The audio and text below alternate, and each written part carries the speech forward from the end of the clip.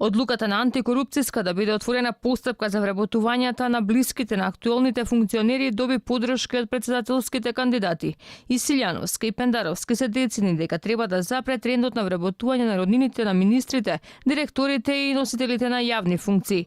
Непотизмот е модерна болест на демократијата, вели кандидатот на опозицијата професорката Гордана Силјановска-Давкова. Вели дека постапувањето на должноста председател на државата ќе се залага да запре трендот на ваквите бројни вработувања. А ја не знам колку метли до сега требаше да се искршат. Јас не видов епилог од ветувањата, ова е круна, бидејќи и шефот на штабот на мојот противник е една од фамилиарните икони во случајов.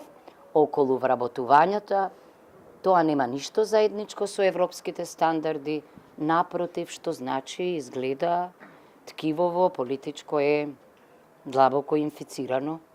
Јас ќе правам се поинаку од тоа што тие го прават. И кандидатот на власта Стево Пендаровски го поздрави овој процес кој го почнува антикорупцијска.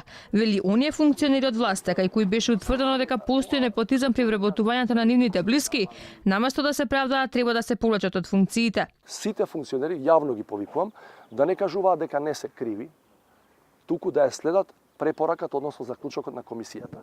Ако е отворена постапка, без дополнителни јавни коментирања, да ја сочекаат конечната одлука на таа комисија. Ако станува збор за конечна одлука на таа комисија, да ја спроведат без да се правдаат во јавноста.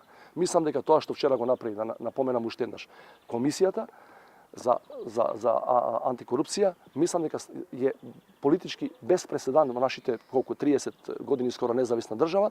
Антикорупцијска веќе препозна непотизам во вработувањето на роднините на неколку пратеници од овој парламентарен состав, но и министри од актуелната влада. Сега на путек се институциите кои треба да достават документација за сите случаи и да го докажат спротивното од одлуките на комисијата.